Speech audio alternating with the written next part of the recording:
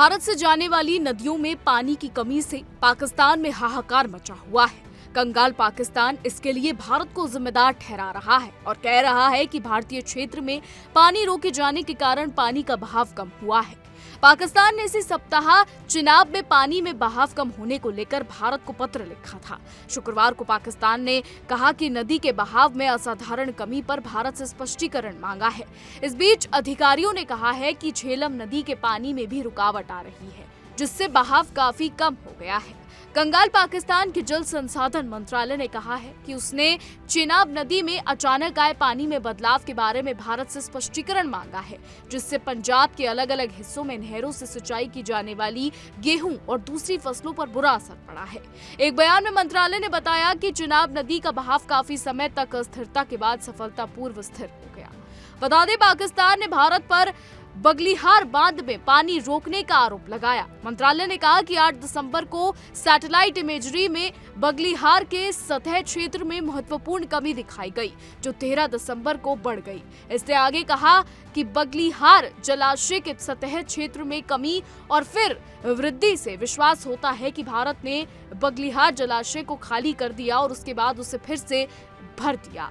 आपको बता दें कि ये पहली बार नहीं है जब कंगाल पाकिस्तान इस तरीके से पानी के राग को अलाप रहा है। अभी बात हो रही है चिनाब नदी की, लेकिन इससे पहले जब सिंधु जल संधि पर बात आई थी और जब भारत ने ऑपरेशन सिंदूर के बाद सिंधु जल संधि को बहाल करने की बात की थी, तो पाकिस्तान इसको लेकर भी बौखला गया था।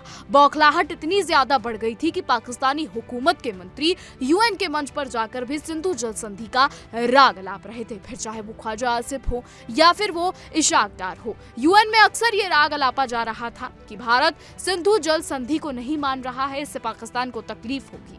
लेकिन आपको ये भी बता दें कि पाकिस्तान अक्सर यही करता है, जब उसके पास कुछ चीजें नहीं बचती और जब उसी पाकिस्तान से आतंकवाद या किसी और मुद्दे पर सवाल पूछा जाता है, तो सिंधु जल संधि का राग अलापता पाकिस्तान नजर आता है। आपको ये भी बता दें कि सिंधु जल संधि हो, चिनाब नदी हो या फिर कोई और नदी हो, पाकिस्तान अक्सर भारत को लेकर इस पर टिप्पणियां करता है, गीदड़ भपकियां देता है, बेतुके बयान देता है। और पाकिस्तानी हुकूमत के मंत्री, फिर चाहे वो आसिम मुनीर हो या ख्वाजा आसिफ हो, वो भी लगातार धमकियां देते हैं। हालांकि इस बीच आपको ये भी बता दें कि पाकिस्तान पहले से ही कंगाली में जी रहा है, यानी पाकिस्तान की अर्थव्यवस्था इतनी ज्यादा कंगाल हो गई है कि लोग वहां पर रोजमर्रा की सब्जी खरीदने के लिए भी कई बार सोच रहे हैं। एक तरफ अफगानिस्तान से पाकिस्तान युद्ध कर रहा है और दूसरी तरफ अपनी ही आवाम कंगाली में जी रही है। पाकिस्तानी आवाम तो ये तक कहती है कि पहले अर्थव्यवस्था को सुधारो, उसके बाद अफगानिस्तान से युद्ध लड़ो। लेकिन आसिम मुनीर, जी हाँ, फील्ड मार्शल आसिम मुनीर जो हैं, वो लगातार अफगानिस्तान को धमकियां दे रहे हैं और पाकिस्तान की कंगाली को नजरअंदाज कर रहे हैं। अभी हाल ही में पाकिस्तान ने आईएमएफ से लोन लिया था, कई बिलियन डॉलर का लोन लिया गया था, लेकिन वो लोन कहाँ गया, वो पैसा कहाँ गया, ना तो ये पाकिस्तानी आवाम जानती है और ना खुद आईएमएफ जानता है। और अभी हाल ही में आईएमएफ ने फिर से पाकिस्तान को कई सौ डॉलर का लोन अप्रूव किया है। जी हाँ, आईएमएफ ने पाकिस्तान को कई सौ डॉलर के लोन की मान्यता दी है। हालांकि इस बीच ये भी सवाल उठता है कि आईएमएफ पाकिस्तान से ये क्यों नहीं पूछता कि पहले दिया गया पैसा जो अर्थव्यवस्था को सुधारने के लिए दिया गया था वो कहाँ गया, क्योंकि अर्थव्यवस्था की अगर बात करें तो पाकिस्तान में इस वक्त कंगाली है। टमाटर जैसी रोजमर्रा की सब्जी खरीदने के लिए लोग कई बार सोच रहे हैं। ऐसे में कई बड़े सवाल उठते हैं कि पाकिस्तान का पैसा कहाँ जा रहा है। क्या पाकिस्तान